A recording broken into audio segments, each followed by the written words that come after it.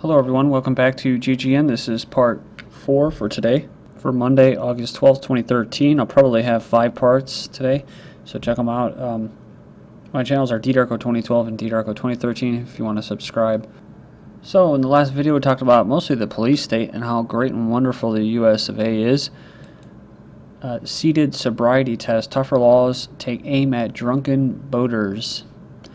So they call it Aquaholic, Boatwiser, and Cirrhosis of the River. Some of the most celebrated boat names on the internet are telling of society's acceptance towards drinking on the open water. A six-pack of beer and boating go together like peanut butter and jelly. There's still a lot of people that think that's just the way it is. So law enforcement director John Fetterman with the National Association of State Boating Law Administrators. So they say alcohol is one of the top contributing factors in fatal boating accidents for the past 15 years. It says it seems like drinking and boating is the last socially acceptable place where you can drink and drive. Next up, sensors report gunfire directly to police in 70 U.S. cities. No 9/11 call needed. As Americans use digital methods for more of their interpersonal communications, law enforcement agencies have seized the opportunity to scoop up more information says here, for cheaper than they could before.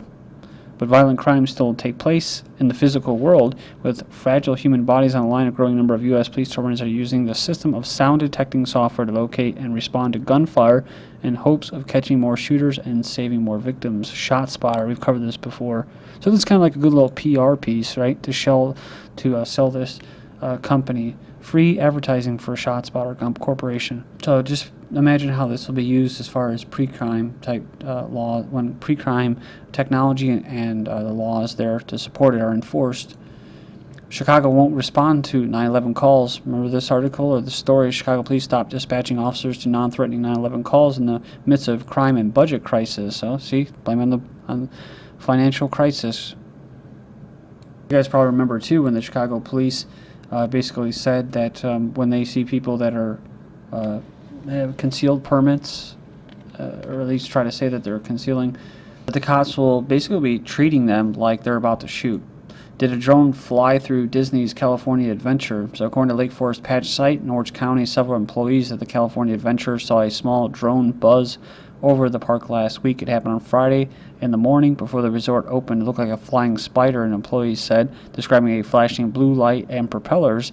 And it methodically explored the park about 40 feet above the ground. Workers waved at the craft, assuming it had a camera. It says the FAA and various government agencies had nothing to say about the report. Disney resort officials said it didn't happen. It's kind of like this right here, right? The Miami-Dade police drone at Memorial Day weekend. Not quite. Remember this? Little thingamajigger. It says, no, that wasn't a police drone patrolling Miami Beach on Memorial Day weekend. So they're talking about the Miami-Dade Police Department actually has a drone and is one of the few of the forces in the nation with FAA clearance to fly a UAV. This was back in 2012, June 26th. So this is what InfoWars ran, but these little spider drones, they're out there, and a lot of times when people, it's so weird because it's like people say they see drones and report it, and they're like, no, you didn't see anything, you know? It's just like, well, come on, dude. They're being cleared by the FAA. You see police talking about it. We know that the police are being militarized, so it's not all that far-fetched to see a police drone. This recycling bin is following you. There you go, right there. So goes on, it says City of London halts recycling bins tracking phones of passerbys. Recycling bins in the City of London are monitoring the phones of passerbys so advertisers can target messages at people whom the bins recognize. So they outfitted a dozen of these bins with gadgets that track smartphones. The bins record a unique identification number known as a MAC address for any nearby phones and other devices that have Wi-Fi turned down. That allows Renew to identify if the person walking by is the same one from yesterday, even a specific route down the street and how fast she's walking. So there's some, there it is right there, the little gadget. And most people, they're not really concerned about privacy or anything like that. Vigilante Detroit residents attack suspected rapists after police failed to act. Residents in the southwest Detroit took matters in their own hands, says here, after local police delayed a prosecution on a suspected rape in their neighborhood. A group of residents twice attacked an unidentified 43-year-old man on August 5th, believing him to be responsible for raping a 15-year-old girl who was or basically had Down syndrome, leaving him with wounds on his legs and head. No arrests have been made in either the attack against the alleged rapist. The campaign against the man began online with a Facebook post featuring the picture of the man and warnings like the law better find this fool before the streets do. But authorities took 19 days to get a rape kit containing DNA samples from her to state police lab for testing, blaming a bureaucratic delay. Free Press also reported the alleged assailant suffers from the mental illness, having been assessed by severe depression. So I guess that was enough to not look into it. But on this point here, there was just a neighbor of mine that was robbed, and he had, I guess, his firearms stolen, and the cops were out there, and they were probably out there for about 4 or 5 hours. I mean, I don't know if these guys watch too much CSI or something like that, but I think they just have nothing better to do. Like I said, I mean, even in smaller towns, these guys have like so much money poured into the police department. It's like that in America. You'll notice that. But their little tactical baseball caps, they all think there's all SWAT and stuff. But anyways, they were out there for about 5 hours. They were doing, I wouldn't be surprised if they were doing like DNA swabs, and I'm surprised they didn't go around door to door asking for witnesses and stuff. Actually, that's the one thing they didn't do. They should have went around and asked knocked on doors and talked to people and saw what they, asked what they knew. They didn't do that. No, they were over there for 5 hours. I don't know what the hell they were doing. They were pulling out all kinds of technical gadgets and stuff. But my point is that this individual, he just happens to have, the Gadsden flag, "Don't Tread on Me" flag on his front bumper and all kinds of, stuff like that on his car, and so he's kind of like a libertarian, or Ron Paul or InfoWarrior, and he called the cops. So it's just like, dude, I don't understand that mentality. This guy, talks about the government all the time, and yet he had 2 squad cars, a special investigator, all these cops all up in his shit because his firearms were stolen. When the fact of the matter is that those guns are probably already tracked when he had a background check done. So the state probably already knows about those weapons and the serial number traced back to him. So if they do find him, they're just, from the suspect, it's going to pop up and come back to him. They'll probably end up bringing the weapons right back to him. So what's the point of bringing them all in to his privacy and calling on the state to do something like that to try to recover his goods? The majority of the time, they don't recover property. I mean, that's the big joke, is that they don't prevent anything, and then when it's already been stolen, something's happened, they have nothing to do. They can't do anything about justice. Picturing the plunge in gun crimes as gun sales surge, a majority of Americans say they think gun crime has increased over the past 20 years, even though it has actually fallen dramatically. A recent Pew Research survey shows. The infographic below provides a closer look at some of the numbers. So, since the early 1990s, homicides and other crimes involving firearms have decreased dramatically, a trend that a majority of Americans say they are unaware of. Homicides with firearms were down 39% from 1993 to 2011. It says other crimes with firearms were down 69% from that same period. Cumulative firearms to market went up from 1993 around, 10 million to 120 million. So this is the same arm manufacturers. Like I said, this is a big money scam, big money-making scam. 56% of Americans think gun crime is up, even though it has plummeted since the 1990s. And that's because of propaganda, and that's what I wanted to get to.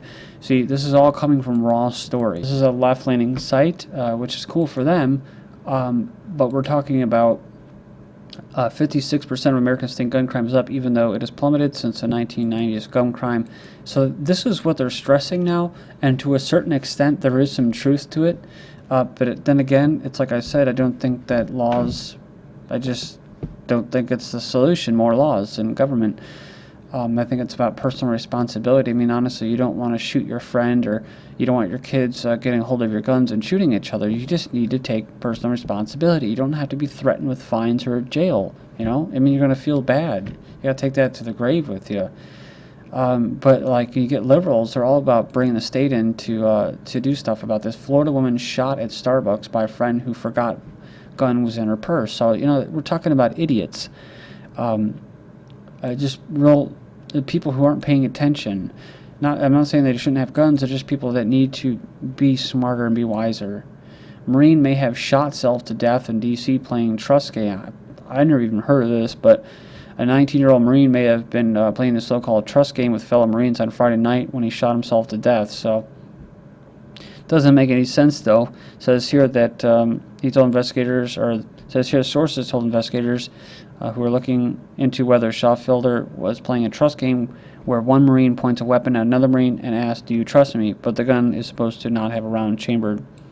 So they confirmed at least one other Marine was present when he was shot. But then you got this. Texas man shoots self inside hospital room shortly after wife gives birth.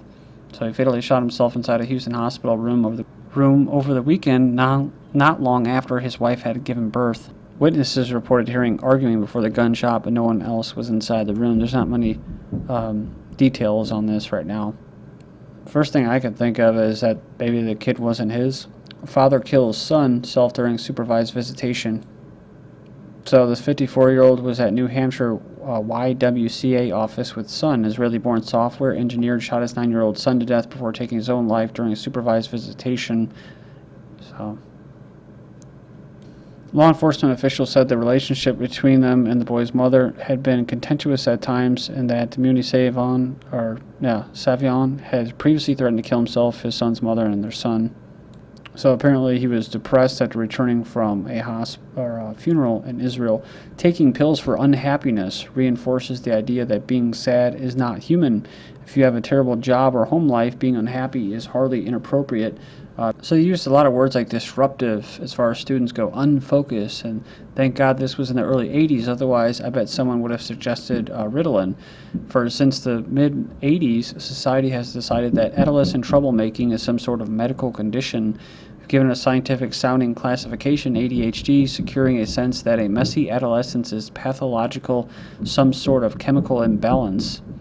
So thus the scientists are called in to reinforce generally conservative norms of appropriate behavior. And in the U.S. between 1987 and 2007, there was a 35-fold increase in the number of children being classified as having some form of mental deficiency. Yeah, just throw it out there. They actually said I had a learning disability in early grade school, which of course I went on to make the honor roll, basically 4th, 5th, 6th, 7th, 8th grade. And into college, but did pretty well there. But the thing is what I was resisting. I was just resisting the education system. It says this one person, of course, there are alternative narratives of my trouble causing. I hated school because I wanted to live by a different story to the one proposed by the British public school system. But deviation from the social conformity is increasingly seen to be something in need of a pill. In the UK in 1999, there were 158,000 prescriptions written for Ritalin. In 2010, it was 661,000. So it says here, I think it goes something like this. Discourage people from learning science, identify natural human traits, demonize natural human traits such as sadness, hatred, anger, depression, offer a solution to fix these demonized traits, and profit off of it. Man converts a New York City dumpster into his home. California designer Mr. Clone found himself needing a place to stay during his frequent visits to New York, and let's face it, hotels are pricey, so he bought a dumpster. He basically spent about $2,000 on a metal box and installed a kitchen, bathroom, bed, and sun deck. So it also has wheels on the bottom. 6-gallon water tank for drinking. Also funnels water to the toilet and outdoor shower. There's no need for a porta potty. Electricity is in full effect, powering a microwave and small stove. The first thing I thought of too is now that he made the mistake of letting the word out, New York City zoning and code enforcement will be crawling up his hiney very shortly. Talking about education and learning, we've talked about this recently. The point of the education system is to basically dumb down America. Can you pass this 8th grade exam from 1912? 8 subjects including spelling, reading, arithmetic, grammar, geography, physiology, civil government, and history. And it shows you the plan, the agenda, because there's someone in the comment board saying that she grew up a baby boomer in the 50s, saying that her parents were saying how her tests were actually starting to get dumbed down for them compared to the early 1900s. Increased TV viewing by children associated with subsequent decreases in vocabulary and math skills and classroom engagement, which they say is largely determined by attention skills. So there's increases in total time watching television at 29 months were associated with decreases in vocabulary, math skills, engagement, victimization by classmates, and physical prowess at kindergarten. Please join me in part 5. This is GGN, and I'm Darko. Thank you.